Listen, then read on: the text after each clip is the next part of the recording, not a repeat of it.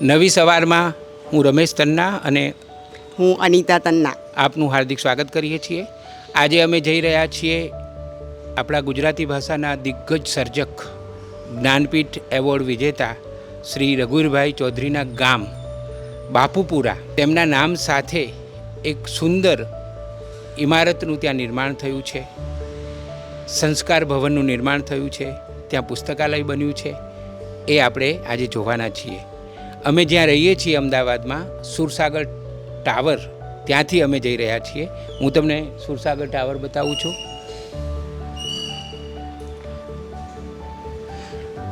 અમારી સાથે અમારા વિડીયો એડિટર અને સિનેમેટોગ્રાફર શ્રી કશ્યપ પરમાર છે અને અમારા સાથી રામસિંહભાઈ છે. રામસિંહભાઈને પણ હું બતાવું છું તમને. તો અમે જઈ રહ્યા છીએ બાપુપુરા. ચલો તમે પણ અમારી સાથે આવો, આપણે બાપુપુરા જઈએ.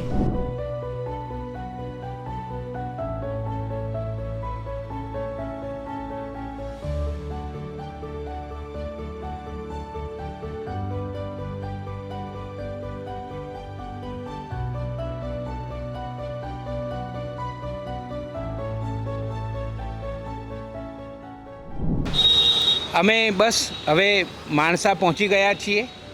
માણસાથી બાપુપુરા માત્ર 2 કિલોમીટરના અંતરે જ છે. આ માણસા પણ ગુજરાતનું એક બહુ જ મહત્ત્વનું નગર છે. આ માણસા એક ઐતિહાસિક નગર છે, બહુ જાણીતું છે. અહીંયા સામે જ શ્રી સરદાર પટેલ વલ્લભભાઈ ખેતીવાડી ઉત્પન્ન બજાર સમિતિ છે. આ મુખ્ય રોડ છે અને હવે આ રોડની મદદથી જ અમે આગળ બહુ ઝડપથી આપણા સર્જક, જ્ઞાનપીઠ એવોર્ડ વિજેતા શ્રી રઘુવીરભાઈની પાસે જઈ રહ્યા છીએ. ત્યાં અમે સંજયભાઈ ચૌધરી કે જે એમના દીકરા છે એમને પણ મળવાના છીએ, એ પણ ત્યાં છે. અને તેમના પુત્રવધુ અને રંગદ્વાર પ્રકાશનના સંચાલિકા સુનિતાબહેન ચૌધરી પણ અમને ત્યાં મળવાના છે. તો ચલો હવે બહુ ઝડપથી આપણે પહોંચીએ બાપુપુરા.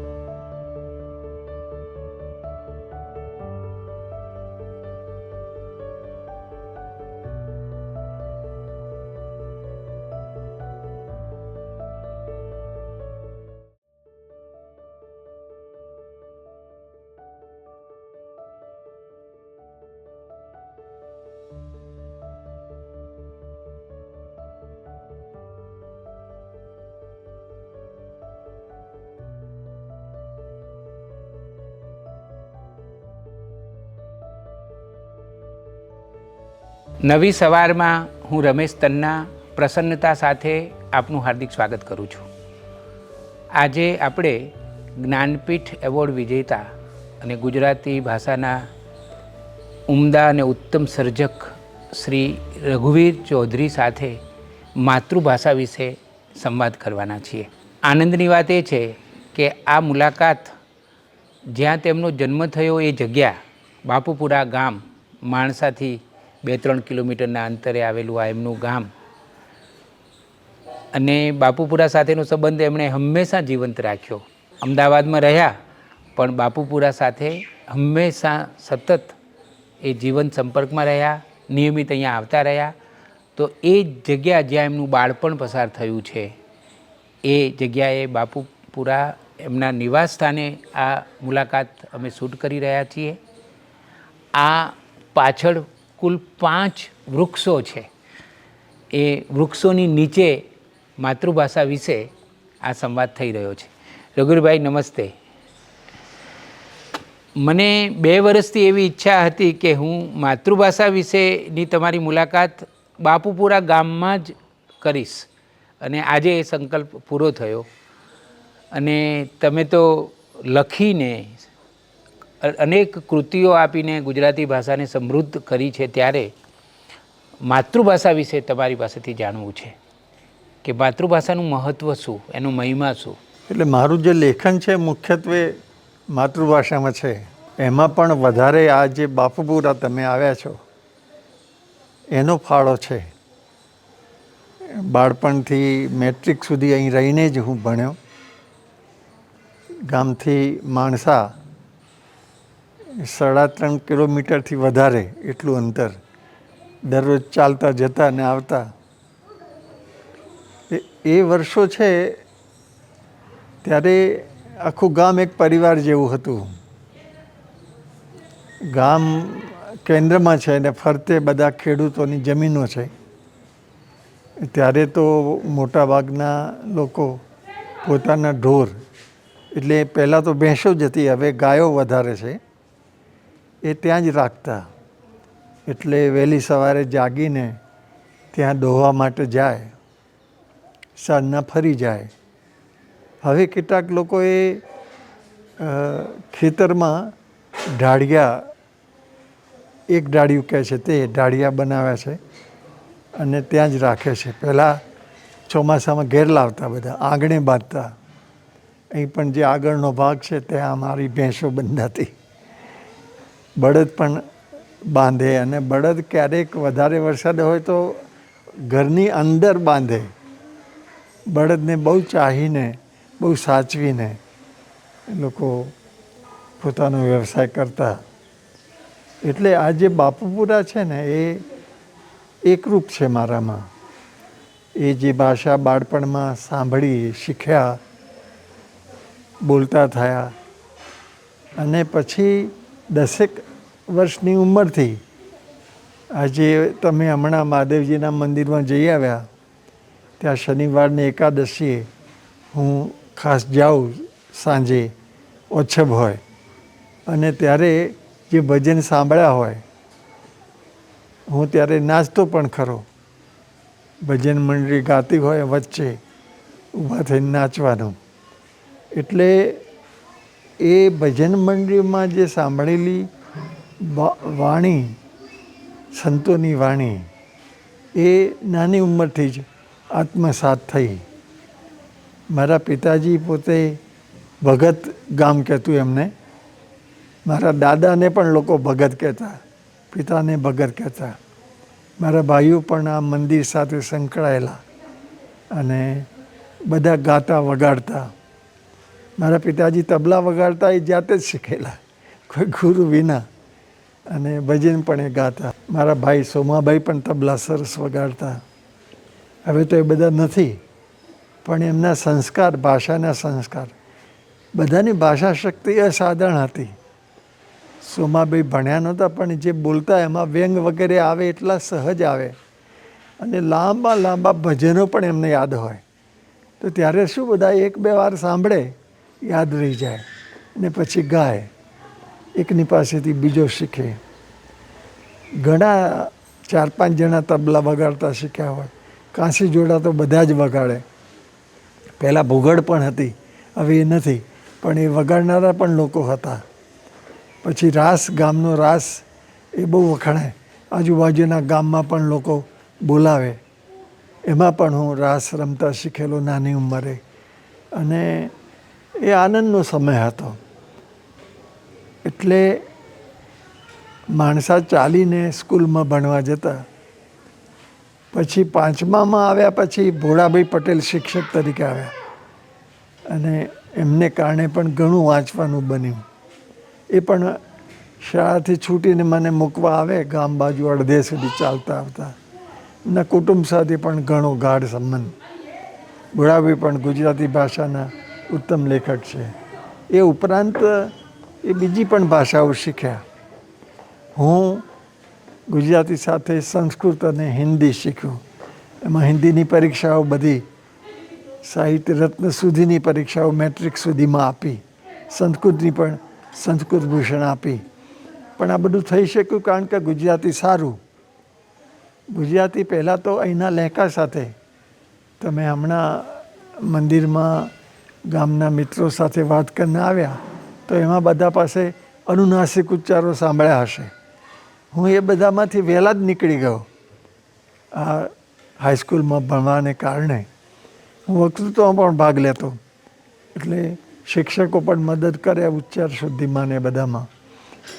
એટલે આ જે 11 ધોરણ સુધીનો અભ્યાસ અહીં રહીને પછી તો 2 વર્ષ મેં વિસનગર કર્યા, એ પણ આ ગામની નજીક. ઇન્ટર પછી હું અમદાવાદ ગયો, સેન્ટ ઝેવિયર્સ. વિસનગર તો અહીંની ભાષા, પણ અમદાવાદ ગયો એટલે બધું બદલાઈ ગયું. ત્યાંના અંગ્રેજી ભાષી લોકોના કુટુંબમાંથી છોકરાઓ આવે, ઘણા સુખીમાંથી આવે, દંભી પણ હોય. પણ અહીંની જે સહજ સંસ્કારિતા એ અને આ જે આધુનિક જીવન જીવતા લોકો, વળી સેન્ટ ઝેવિયર્સ કોલેજ તો ખ્રિસ્તી સંતો દ્વારા ચાલે, એટલે એમને કારણે પણ એ ધર્મ, એ સમાજ, એ પશ્ચિમ, એ બધાનો પરિચય થાય. તો આ બધામાં માતૃભાષા બહુ મદદરૂપ થઈ. અને માતૃભાષાના જે વિવિધ રૂપો છે, એક છે બોલચાલનું અનુનાસિક, સાનુનાસિક સ્વરવાળું એ, અને પછી આપણે ગોવર્ધનરામની ભાષામાં રસ લેતા રહ્યા. એટલે પન્નાલાલની ભાષા તો આ જ છે. પન્નાલાલ મારા વિવાહ તમે જાણો છો. અહીંથી ઉત્તર ગુજરાતમાં આગળ જાઓ એટલે એમનું ગામ માંડવી આવે, રાજસ્થાનની સરહદ ઉપર છે. તો એમની બોલચાલની ભાષા અને એની લગભગ સરખી છે. થોડો લહેકો જુદો છે, લગ્ન ગીતોમાં ને એમાં થોડું વધારે જુદું પડે, પણ બાકી એક જ જ્ઞાતિ અને મોટે ભાગે એક જ ભાષા. એટલે આ જે ઉત્તર ગુજરાત છે ને, મહેસાણા, પાટણ અને ગાંધીનગરનો અમુક ભાગ, સાબરકાંઠા, બનાસકાંઠા, પાટણ, મહેસાણા, આ બધામાં જે ભાષા બોલાય છે તે ઉત્તર ગુજરાતની ભાષા. અને શાંતિભાઈ આચાર્યે લોકોને સાંભળીને વાર્તાઓ લખીને એને સંપાદન કરેલું છે ઉત્તર ગુજરાતની બોલીનું. એટલે ભાષા, હવે તો બોલી શબ્દ નથી એ લોકો વાપરતા, ભાષા જ કહે છે. એટલે ઘણું કામ અત્યારે તો થયું છે. ઘણા લેખકો, દલિત લેખકોની તો ભાષા જ આ બાજુની છે. એમાં થોડો લહેકો જુદો હોય, થોડા શબ્દો જુદા હોય. પણ દલિત હોય કે શ્રમજીવી કોઈ પણ હોય, હું તો દલિત અને બીજામાં ભેદ કરતો જ નથી, શ્રમજીવી જ કહું છું. એ સ્વાભાવિક છે કે ગામડામાં આપણે જે બહારથી જાણીએ છીએ એવો ભેદ નથી હોતો. લોકો એકબીજાને મળતા હોય છે. ખેતીમાં તો બધા સાથે મળીને કામ કરે અને એકબીજાના પ્રસંગમાં જાય. એટલે દલિત સંઘર્ષ પણ નથી મારામાં. દલિતના વિકાસની જરૂરિયાત વિશે હું સાવધ છું, મેં પણ થોડું લખ્યું છે. પણ દલિત એટલે ઉતરતા અને સતત સહન કરનારા એવું નથી હું કહેતો. એક વર્ગ છે, જેમ જ્ઞાતિઓ છે જુદી જુદી, એમાં પણ એક જ્ઞાતિ છે અને એના થોડા જુદા લક્ષણો છે. આમ તો પ્રજાપતિની ભાષા જુદી હોય, સુથારની ભાષા હોય, એ બધાના ધંધાના શબ્દો જુદા હોય, એને કારણે એમાં થોડા વળાંકો પણ એ રીતે આવે. એટલે આ જે ગુજરાતી બોલચાલની, ગુજરાતીના જે વિવિધ રૂપો છે એ ગામને કારણે મારામાં સહજ રીતે આવ્યા. અને લખતી વખતે પછી એના જુદા જુદા પ્રયોગો હતો તે કર્યા. ક્યારેક મને કોઈ શબ્દ યાદ ન આવે તો હું ઉપરવાસ લખતો ત્યારે મારા પિતાજી હયાત હતા, એટલે એમને પૂછું, એ યાદ કરીને શબ્દ કહે. અને પિતાજી હાજર ન હોય તો પારોને પૂછું, તો એ તો પહેલાં હસે અને પછી જવાબ આપે. એને બધી જ બોલી બરાબર યાદ હતી અને ભાષા શક્તિ પણ વધારે, મારા કરતાં વધારે. આવે ક્યાંથી આવતું છે? આપણે આ જે ગામની સ્ત્રીઓની જે ભાષા શક્તિ છે ને, એ તો આપણે જાણતા જ નથી. એ ખરેખર એ આપણે લેખનમાં લાવી પણ શકતા નથી. પન્નાલાલ થોડીક લાવ્યા છે, હું પણ લાવ્યો છું. પણ એ અદ્ભુત શક્તિ હોય છે, કારણ કે એમને એમના રોજિંદા જીવન સાથે સંકળાયેલી ભાષા હોય છે ને, એ જે જીવે છે એ એમાં વ્યક્ત થાય છે. એટલે આ ભાષા એ જીવનનું માધ્યમ જ છે. એક લેખકે કહ્યું છે કે not language but life is medium of novel. જીવન પોતે જ નવલકથામાં વ્યક્ત થાય છે, એ એનું માધ્યમ છે. એટલે આ જે લેખન ને એનું જીવન એ જુદા નથી મારા માટે. અમારે પૌત્રી અનુરાધા હમણાં ઉપરવાસ વાંચે છે. એ તો અંગ્રેજી માધ્યમમાં ભણેલી છે, પણ એ પહેલો ભાગ એક પ્રકરણ પૂરું કર્યું છે ને મહેનતથી, અને વાંચવાની છે. એ માને છે કે આ ઉપરવાસ વાંચવાથી ગુજરાતી એનું સારું થઈ જશે. તો સારું જ છે એનું, કારણ કે પ્રશિષ્ટ ગુજરાતી તો સારું જ જાણે છે. અને એ બંને બાળકો મંદાર અને અનુરાધા બંને પૌત્ર પૌત્રી બહુ સારું ગુજરાતી પણ જાણે છે. અંગ્રેજી તો સારું છે જ એમનું. મંદાર તો બોલે ત્યારે અંગ્રેજીમાં બહુ સરસ રીતે બોલી શકે છે. અને આ મંદાર તો પીએચડી પણ થયા કમ્પ્યુટર સાયન્સમાં. અનુરાધા MS થાય અને કામ કરે છે, ત્યાં ઘણું સારું કામ કરે છે. એટલે માતૃભાષા જો તમારો આધાર હોય ને, તો બધું કામ સહેલું બને છે. મારે એ જાણવું છે કે માતૃભાષા અને મનનો સંબંધ, કારણ કે જ્યારે જીવ માતાના ગર્ભમાં હોય છે ત્યારથી જ એને માતૃભાષા મળે છે, સ્પંદનો સ્વરૂપે મળે છે. માતા વિચારતી હોય, માતા બોલતી હોય, અને મનોવિજ્ઞાન પણ એવું કહે છે. તો માતૃભાષાની ખરેખર શક્તિ શું છે? એ તમે કહ્યું કે બાળક જન્મે એ પહેલાંથી ભાષાને સંસ્કાર એના પર પડે છે, એ વિશે વિવિધ મત છે. એક તો આ તમે કહ્યું તે છે. બીજું એ છે કે જન્મથી નહીં પણ ઉછેરથી માણસ એટલે કે બાળક ભાષા શીખે છે. એના દાખલા પણ આપે છે.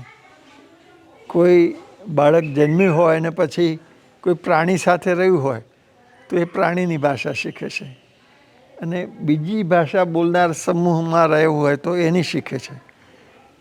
એટલે ભાષા સંસ્કારથી કેટલી આત્મસાત થાય એક વાત છે, અને સાંભળીને રમતા રમતા, કામ કરતા, ભણતા જે ભાષા શીખે છે તે. એટલે પરિવેશ, સંપર્ક, રમતગમત એ બધા દ્વારા જે ભાષા શીખાય છે, એમાં પછી જે સર્જકતા પ્રકૃતિ આપી છે, કુદરતે આપી છે, એ એમાં વધારો કરે છે, ગુણાત્મક વધારો કરે છે. 2 શબ્દ માણસ શીખ્યો હોય અને ત્રીજો શબ્દ એ પોતે રચી શકે, એ ક્ષમતા એમાંથી ઊભી થાય છે. પણ આ માતૃભાષાને કારણે આની શક્યતા વધારે હોય છે. કેટલાક લેખકોએ એવું કર્યું કે માતૃભાષામાં ન લખ્યું અને બીજી ભાષામાં લખ્યું, જેથી લેખનમાં સંયમ આવે. બહુ જ તમે પ્રસરી ન જાઓ. એટલે વેઇટિંગ ફોર ગોડો છે એ માતૃભાષામાં નથી, એ દેશની જ ભાષા છે પણ પરભાષા છે. અંગ્રેજી બોલનાર લેખક હોય અને ફ્રેન્ચમાં લખે એવું પણ બન્યું છે. અને અત્યારે તો ભારતમાં ઘણા લોકો, ભારતમાં તો 24-26 ભાષાઓ લગભગ માન્ય છે. એમાં રાષ્ટ્રીય પુરસ્કાર પામનારી પણ 16થી વધારે છે. એટલે એના અનુવાદો થાય છે, અને કેટલાક તો પછી એમાં લખે પણ છે. જેમ કે મેં હિન્દીમાં અનુવાદો કર્યા છે અને મેં હિન્દીમાં લખ્યું પણ છે. એકાદ રચના સંસ્કૃતમાં પણ કરેલી. ઉમાશંકરભાઈએ સંસ્કૃતમાં એક રચના કરેલી છે, અંગ્રેજીમાં કાવ્યો લખેલા છે. એટલે ગુજરાતમાંથી તો ઘણા લેખકો ગુજરાતીમાં અને અંગ્રેજી બંનેમાં લખનારા થયા છે. ગોવર્ધન રામે અંગ્રેજીમાં લખ્યું છે, કેવું અદ્ભુત લખ્યું છે. આપણે લાલુભા કરીને છે ને, એ એક સૂચિ તૈયાર કરતા હતા, પછી આમ દરેક કામ અધૂરું મૂકે છે. માં પણ એમણે અધૂરું મૂકેલું છે.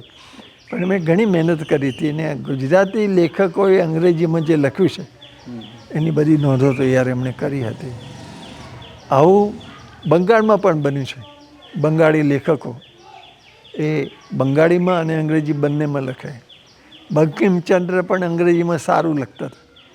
રવિનાથે તો લખ્યું છે. અને કેટલા મોટા લેખકો બંગાળમાં થયા છે. આજે અત્યારે વિવાદો કરે છે લોકો વંદે માતરમને લગતા. તો એક સંમેલનમાં, કોંગ્રેસના એક સંમેલનમાં રવિન્દ્રનાથે આ બંકિમચંદ્રનું ગીત માતૃવંદનાવાળું એ ગાયેલું. એ હકીકત છે, એમાં કોઈ અતિશયોક્તિ નથી. એ પણ અદ્ભુત ગીત છે. આટલું લાંબુ ગીત શા માટે એને ટૂંકાવીને કર્યું? હવે તો આખું લાંબુ પણ અત્યારે ગવાય છે અને માન્ય થયું છે. હમણાં તાજેતરમાં ઠરાવ પણ થયો. પણ એ ગીતમાં આખું ભારત, સમગ્ર ભારતીય સંસ્કૃતિ પ્રગટ થઈ છે. અને માતૃશક્તિના જે વિવિધ રૂપો છે. બંગાળ તો દુર્ગા પૂજા માને છે. તો દુર્ગા પૂજા એટલે એમાં સરસ્વતી પૂજા, લક્ષ્મી પૂજા બધા આવી ગયા. એટલે આ ગીતમાં બધા માતૃશક્તિના બધા રૂપો વ્યક્ત થયેલા છે. સાથે સાથે દેશની આખી પ્રકૃતિ પણ એમાં વ્યક્ત થઈ છે. એટલે પ્રકૃતિ અને પુરુષ, શક્તિ અને શિવ, એ આ ભારતની સંસ્કૃતિની બે મુખ્ય ધારણાઓ છે. એટલે દરેક અવતાર જે આપણે ત્યાં છે, એ બધા જ અવતાર આ બંને રૂપોને સાથે રાખે છે. એટલે લેખકોએ માતૃભાષામાં લખ્યું, અંગ્રેજીમાં લખ્યું, કેટલાક લોકોએ બીજી ભાષાઓમાં પણ લખ્યું હશે. જર્મન શીખનારા પણ થયા છે, જાપાની શીખનારા પણ થયા છે. અને એ રીતે જગતની ઘણી બધી ભાષાઓ ભારતમાં આવી છે, અનુવાદ રૂપે, સંસ્કાર રૂપે. એ વખતે લોકો વિદેશમાં ભણવા ગયા, ખાસ કરીને વિજ્ઞાનના લોકો, તો ત્યાંની ભાષામાં એમણે સંશોધનો કર્યા ને વિજ્ઞાન દ્વારા પણ વિદેશી ભાષાઓ ભારતમાં આવી છે. હવે હું એમ કહેતો હોઉં છું કે માતૃભાષા તો બરાબર છે, એ તો છે જ, માં છે. પણ માતૃભાષા સિવાયની ભાષામાં પણ તમે સારું કામ કરી શકો. મૂળ તો શક્તિ ભાષાની જ છે, વાણી. એટલે ગણેશ વંદના થાય છે, પણ તુલસીદાસ રામચરિત માનસમાં વાણી અને ગણેશ બંનેને સાથે યાદ કરે છે. વિનાયક, વાણી અને વિનાયક બંનેને. એટલે ગણેશ પણ વાણીના દેવ છે, આરંભના દેવ છે. એમ સરસ્વતી, લક્ષ્મી અને દુર્ગા, આ એક ભારતની સંકલ્પના અદ્ભુત છે. એમાં બધું જ આવી જાય. જે કંઈક ક્ષમતાઓ છે માનવ જાતિની, તે આ ત્રણમાં બધી વ્યક્ત થાય. ગ્રામ જીવન, એમાં કર્મ, ધર્મ, સંસ્કૃતિ, વિવિધ વિદેશી ભાષાઓ, એના પ્રભાવો, અને અનુવાદ દ્વારા વાંચવા મળતું સાહિત્ય, વિજ્ઞાન, બધું જ, માહિતી પણ. આ તો જમાનો માહિતીનો છે. એ બધું આવે છે અને દરેક પાસે ભાષાની પોતાની એક જરૂરિયાત છે. માહિતીને રજૂ કરવા માટે પણ એક ભાષા જોઈએ. હવે અત્યારે તમે જુઓ માધ્યમોની ભાષા જે માહિતી રજૂ કરે છે, એમાં એના શબ્દ પ્રયોગો જુઓ, બધા બહારથી કેટલા બધા આવે છે. નેતાઓની ભાષામાં પણ કેટલા બધા શબ્દો આવે છે. આ જૈનજી હમણાં આવ્યું, એ કે આપણો શબ્દ છે. બહુ હાસ્યાસ્પદ લાગે, પણ કેટલો પ્રભાવ એનો આપણે જોઈએ છે. એટલે અત્યારનું જગત છે ને, એ બધી ભાષાઓના સમૂહમાંથી પોતાની એક ભાષા ઊભી કરવા પ્રયત્ન કરી રહ્યું છે. એકદમ સાચી વાત છે. પણ મને એમ પૂછવાનું મન થાય રઘુવીરભાઈ કે આ જે નવી પરિસ્થિતિ ઊભી થઈ છે, અને હવે તો AI પણ આવી ગયું, અને કોઈ પણ ભાષાનો અનુવાદ તમે ઝડપથી કરી શકો. ઇવન હવે તો એવી પણ ટેકનોલોજી આવી ગઈ છે કે સામેની વ્યક્તિ દુનિયાની કોઈ પણ ભાષામાં બોલતી હોય, પણ તમારી સાથે એ પ્રકારના ચશ્મા કે એવું કોઈ ટેકનોલોજી હોય તો તમે ધારો તે ભાષામાં એ સમજી શકો અને સાંભળી શકો.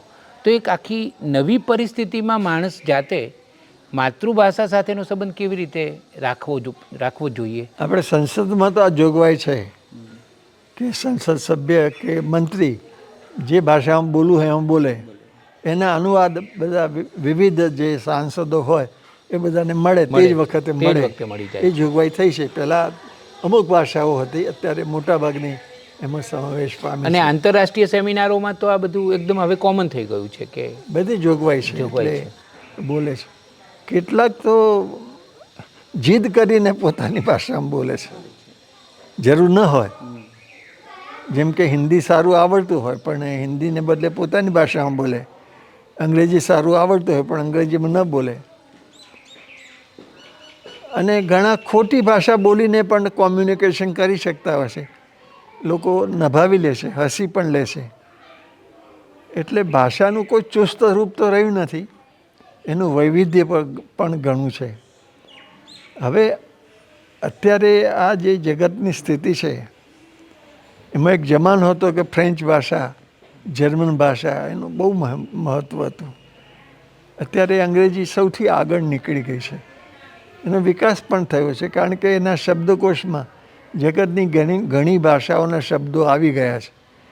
એ અંગ્રેજો એટલા પૂરતા ઉદાર રહ્યા, સ્વીકારતા રહ્યા. એટલે જંગલ હોય તો જંગલ શબ્દ લખે એટલે વધારે સમજાય ફોરેસ્ટને બદલે. તો આ શબ્દો દાખલ થવાને કારણે અંગ્રેજી ડિક્શનરી બહુ સમૃદ્ધ થઈ.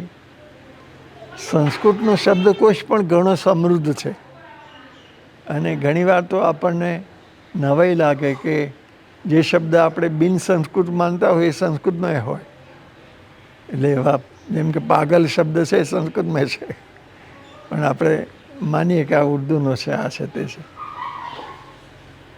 એટલે અત્યારની ભારતીય ભાષાઓ, આધુનિક ભારતીય ભાષાઓ અને સંસ્કૃત અને અરબી ફારસી, ગ્રીક લેટિન, આ બધે જે પ્રાચીન ભાષા કોળો છે એમાંથી જે વારસો આવ્યો છે એ તો આવ્યો છે, પણ આજે પણ વિદ્વાનો એમાંથી કંઈક લાવીને રચના કરતા હોય છે.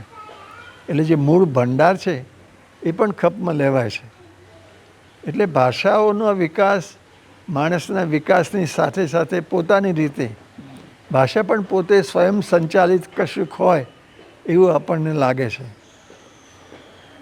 એટલે એરપોર્ટ ઉપર બે અજાણી ભાષાના માણસો મળે તો એ વાત કરતા હોય છે, એ નથી જાણતા એકબીજાની ભાષા, પણ ત્યારે થોડુંક જાણતા હોય પછી હાવભાવ હોય, વર્તન હોય, એ બધાને કારણે એક ભાષા નિષ્પન્ન કરી શકાતી હોય છે.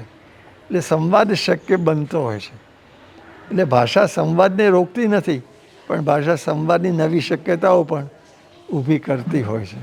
હવે મારે તમારી પાસેથી જાણવું છે કે ગુજરાતી ભાષા અને રઘુવીર ચૌધરી આ બંનેનો સંબંધ શું છે, અને તમારા ઉપર ગુજરાતી ભાષાનો પ્રેમ કેટલો રહ્યો છે? એટલે ગુજરાતીની જે બોલીઓ છે, પ્રદેશને વ્યક્ત કરતી બોલીઓ, ઉત્તર ગુજરાતની બોલી તો મારી માતૃભાષા છે, સૌરાષ્ટ્રની બોલીઓ માતૃભાષા નથી, પણ મેઘાણીને વાંચીએ ત્યારે ત્યાંનો રણકો આપણે પામીએ અને આનંદ થાય.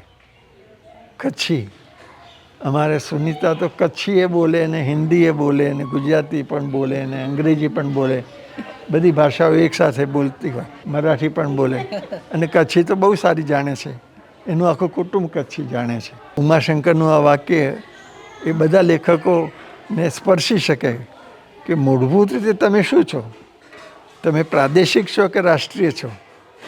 એટલે દરેક લેખક એ રાષ્ટ્રીય છે, પહેલાં એ સંસ્કૃતિનો વક્તા છે, પોતાના પ્રદેશની બોલી કે સભ્યતાનું નહીં પણ સમગ્ર ભારતની જે સંસ્કૃતિ છે એનો એ વારસદાર છે. ઉમાશંકરે ધ્યાન ખેંચેલું ને, ઉમાશંકર તો સંસ્કૃતિ પુરુષ હતા. એના ઉપર ગાંધીનો પ્રભાવ છે, રવિન્દ્રનાથનો પ્રભાવ છે, બસ શ્રી અરવિંદનો પણ પ્રભાવ છે. એ કહેતા હતા કે મને એક ફકરો આપો તો હું કહી શકું કે આ અરવિંદનો છે કે કેમ. એક ફકરો, અરવિંદની ભાષામાં એમનું વ્યક્તિત્વ એવું. અરવિંદ પણ બહુ મહાન લેખક, પણ મહાન યોગી, પણ મહાન રાષ્ટ્રપુરુષ, પણ મહાન. એટલે આ જે બંગાળ છે ત્યાંના લેખકો, પછી દક્ષિણના લેખકો તરફ પણ હવે ધ્યાન ગયું છે. વાલ્મીકી અને તુલસીદાસ, પહેલાં વાલ્મીકીનો જ વધારે મહિમા, હવે તુલસીનો પણ એટલો જ મહિમા થઈ રહ્યો છે કે એ વખત તો આ બોલી હતી અને એ તો સંસ્કૃતના જાણકાર હતા. રામચરિત માનસમાં એમણે શ્લોક સરસ લખ્યા છે, ઉત્તમ સંસ્કૃતમાં લખ્યા છે. એટલે સંસ્કૃતમાં એ રામચરિત માનસ લખી શક્યા હોત, પણ એમણે અવધિમાં લખ્યું. એમણે વ્રજમાં પણ ગીતો અને દોહાને બધું લખ્યું છે. એટલે એક સમજણ કે આ લોકો સુધી જવું હોય તો લોક બોલીને આત્મસાત કરવી જોઈએ. એમનો જે શ્લોક છે, સ્વાંત સુખાય તુલસી રઘુનાથ ગાથા, ભાષા નિબંધમતી મંજુલમાતનવતી. તો ભાષા એટલે બોલચાલની ભાષા. તો એ અવધિ અને બ્રજ, પછી ખડી બોલીએ સ્થાન લીધું. અને અત્યારે તો ભારતની 20-25 નહીં પણ 400 જેટલી બોલીઓ છે. આ ગણેશ દેવીએ ઘણું કામ કર્યું. અત્યારે હમણાં કાનજી પટેલ, આપણા ઉત્તર ગુજરાતના પંચમહાલના, એણે જે ગ્રંથ તૈયાર કર્યો છે, આદિવાસી બોલીઓમાં જે ગીત રચનાઓ છે એના અનુવાદ એણે અંગ્રેજીને હિન્દીમાં કર્યા. લેખકોની મદદ લીધી, પણ વધારે મહેનત તો એણે કરી. એ અંગ્રેજીને સંસ્કૃત બંને જાણે, બંનેમાં એમએ થયેલો. એટલે કેટલું મોટું કામ એણે કર્યું, આખા દેશનું ધ્યાન ખેંચાયું. એ ગુજરાતી લેખક ભારતની બધી આદિવાસી બોલીઓની રચનાઓના અનુવાદો કરી શકે. અઘરું કામ છે, પણ એણે કર્યું એ રીતે.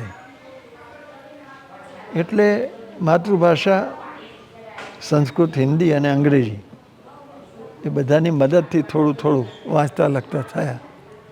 અત્યારે પણ વધારે આનંદ તો વાંચવામાં જ મળે. ઉત્તમ કૃતિ હાથમાં આવી હોય તો એ વાંચી જાઓ, બધું બીજું બાજુ પર મૂકીને. નવી પરિસ્થિતિમાં માત્ર ગુજરાતી ભાષાની વાત નથી પૂછતો, પણ બધી જ ભાષાઓ, બધી ભારતીય ભાષાઓની. તો આ જે માતૃભાષા છે જુદી જુદી, મરાઠી, ગુજરાતી, એના વિશે તમને શું લાગે છે આમાં? હવે ભવિષ્ય તમે કેવું જોઈ રહ્યા છો? એ બધે જાગૃતિ આવી છે. બધા પ્રદેશોની ભાષા બોલનારા લોકો એમની પોતાની તળભાષા તરફ બાળકોને ખેંચતા રહ્યા છે. એટલે બાળકો એ ભાષા પણ, એ બોલી પણ શીખે એવી જાગૃતિ આખા દેશમાં આવી છે. એટલે એક મોટી વાત છે. એમાં સમજણ એ છે કે જે માતાની ભાષા છે એ બાળકને ઘણું બધું આપે છે. એટલે માતા અને માતાની સાથેનો જે વ્યવહાર, જે બાળપણ, એમાંથી જે મળે છે તે. એટલે જે લોકો નાના બાળકોને પરાઈ ભાષામાં મૂકી દે છે એ એમની રીતે વિકસે છે, પણ ઘણું ચૂકી જાય છે. એની ખોટ એમને લાગે છે કે નહીં ખબર નહીં, ન લાગી હોય પણ ખોટ હોય એ આપણને ખ્યાલ આવે. બધી ભારતની બધી ભાષાઓમાં જાગૃતિ આવી છે. તમે તમારા સંતાનોને માતૃભાષા ગુજરાતી માધ્યમમાં જ ભણાવ્યા. તમે તો અમદાવાદમાં રહેતા હતા, તો એ જે તમારો નિર્ણય હતો એ યોગ્ય લાગે છે? યોગ્ય જ લાગે છે. સુનીતાને યોગ્ય નથી લાગતો. એણે અંગ્રેજી માધ્યમમાં મૂક્યા બાળકોને. સંજય તો માનતા હતા કે માતૃભાષામાં હોય, પણ સુનીતાનો આગ્રહ હતો અંગ્રેજીનો. એનો પણ ફાયદો છે. પણ બાળકો મારી અને પારુ સાથે ઉછર્યા એટલે ગુજરાતી તો સારું શીખ્યા. બંને પૌત્ર પૌત્રી બંને ગુજરાતી સારું બોલે છે, લખી પણ શકે છે. મંદાર તો બહુ સુંદર લખે છે ગુજરાતી. ચંદ્રકાંત શેઠે એકવાર એવું લખ્યું હતું, એ વાક્ય મને બહુ ગમેલું, કે રઘુવીર ચૌધરીની નિષ્ઠા કવિતામાં પણ એમની પ્રતિષ્ઠા નવલકથામાં, એવું એમણે એક વાક્ય લખેલું.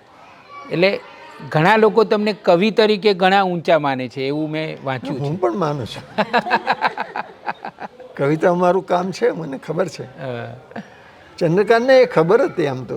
એટલે એમણે આ વાક્ય કહ્યું કે ભલે એમને પ્રતિષ્ઠા નવલકથામાં બહુ મળી હોય, પણ એમની વધારે નિષ્ઠા તો કવિતામાં છે, એવું એમનું કહેવું હતું. પણ તમે માતૃભાષામાં લખ્યું, મોટાભાગે માતૃભાષા ગુજરાતીમાં જ તમે વધારે લખ્યું, હિન્દીમાં પણ લખ્યું, અનુવાદો કર્યા, પણ મૂળ તમારું કામ તો માતૃભાષા ગુજરાતીમાં. પણ તમે ભણાવ્યું હિન્દીમાં, હિન્દી વિષય ભણાવ્યો? હિન્દી અને ગુજરાતી સંસ્કૃત ત્રણે ભણાવ્યા. સંસ્કૃત પણ ભણાવતો હતો કોલેજમાં. ગુજરાતીના એક બે વર્ગ લેતો હતો HKમાં, પણ સંસ્કૃત અને હિન્દી તો મેં ભણાવ્યા. તો એ એક ઉપકારક બન્યા એકબીજા સાથે. જેટલું તમે સંસ્કૃત તો ઉપકારક છે જ કોઈ પણ રીતે. હિન્દી પણ મોટા લેખકો છે, અગ્નેય અને પ્રેમચંદ જેવા મોટા લેખકો હિન્દીમાં છે, મેં આત્મસાત કર્યા. બંનેનો પ્રભાવ મેં ગ્રહણ કર્યો, કે નાની વાત નથી. મારા જે ગુરુ હતા રામદર્શ મિશ્ર, બહુ પ્રેમાળ, અને એમની પાસે આખું બનારસનું જગત હતું, ત્યાં ભણેલા. એ બધા લેખકોની વાત કરે. અગ્નિજી તો મારે ત્યાં ઉતરતા રહેતા. વિદ્યાનિવાસ મિશ્ર, એ બહાર જમે નહીં, પણ સુનિતા અમને કંઈક ખવડાવી દેતી ને ખાતા. એ પણ મોટા લેખક હતા વિદ્યાનિવાસ મિશ્ર. અગ્નિજી અમારે ત્યાં આવતા રહેતા. એમની સાથે ભાગવત ભૂમિ યાત્રા કરી. એ અગ્નિજીની એક સમજણ હતી કે ભારતીય લેખક એ બધી ભાષાઓમાંથી હોય, એટલે એમની જે ટુકડી હતી, એમની જે ટીમ હતી, એમાં બધી અલગ અલગ ભાષાના લેખકો એમની સાથે આવતા. અને એ માનતા કે આ જે આપણા જે મૂળ છે, ગોત્ર છે, ત્યાં સુધી લેખકે જવું જોઈએ. એટલે રામાયણ સમજ્યું તો જાનકી જીવન યાત્રા એમણે કરી, અને આ કૃષ્ણના સ્થળો પણ બધાને બતાવ્યા, અને બહુ આનંદ કરતા હતા એમાં. બહુ જુદા જ પ્રકારનું ઘણું લખ્યું છે અગ્નિજીએ પણ. રવિન્દ્રનાથની કક્ષાના જે લેખકો બીજા પછી થયા ને, એમાં અગ્નિજી, ઉમાશંકર બંને ખરા.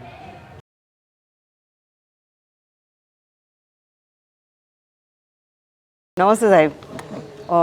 આ સંવાદ સાંભળતા એક પ્રશ્ન થયો કે કોઈ પણ કૃતિ હોય, એ કોઈ પણ ભાષાની હોય, પણ એ મૂળ વાંચીએ અને અનુવાદ વાંચીએ તો એ બંનેમાંથી પ્રભાવ કોનો પડે, કે અસરકારકતા કોની ઊભી થાય? મૂળ સુધી જવાય તો બહુ સારું, પણ અનુવાદ તો વાંચવો જ જોઈએ. અનુવાદ વાંચ્યા પછી તમારી ક્ષમતા વધી હોય અને મૂળ સુધી તમે જઈ શકો તો સૌથી સારું. મૂળની વાત તો જુદી જ છે ને. રવિન્દ્રનાથના અનુવાદ તો એ વાંચો ને, રવિન્દ્રનાથે પોતાને તમે 100% ન સમજતા હો, પણ રવિન્દ્રનાથે પોતાને સાંભળો. તમે દૂરદર્શન પર રવિન્દ્રનાથના ગીતો ગવાય છે, કેટલાક હિન્દીમાં, કેટલાક બંગાળીમાં. તો બંગાળી સાંભળતા પણ એટલો જ આનંદ થાય છે. એટલે મૂળ સુધી જવું જોઈએ તો મોટી વાત છે. વ્યાસ, વાલ્મીકી, એમને તમે મૂળમાં સાંભળો, વાંચો. તો આ હતી મુલાકાત આપણી ભાષાના દિગ્ગજ સર્જક, જ્ઞાનપીઠ એવોર્ડ વિજેતા શ્રી રઘુવીર ચૌધરી સાથેની. આ મુલાકાત બાપુપુરા ગામમાં એમના જ નિવાસસ્થાનના પરિસરમાં કરવામાં આવી. વૃક્ષોની નીચે બેસીને આ મુલાકાત કરી. આ મુલાકાત ગોઠવી આપવામાં તેમના સુપુત્ર અને અમારા મિત્ર સંજયભાઈ ચૌધરી અને સુનિતાબહેન ચૌધરીએ અમને ખૂબ સહયોગ કર્યો. એમને પણ અત્યારે યાદ કરીએ છીએ. નવી સવારના પ્રેક્ષકોને માતૃભાષા વિષય સાથે લેવાયેલી આ મુલાકાત ચોક્કસ ગમશે એની અમને ખાતરી છે. આપનો પ્રતિભાવ ચોક્કસ અમારા સુધી પહોંચાડજો. આપનો ખૂબ ખૂબ આભાર. રઘુવીરભાઈ, તમે આ મુલાકાત આપી, આપનો ખૂબ ખૂબ આભાર માનું છું. હા, તો વાતો કરી, કશી મુલાકાત.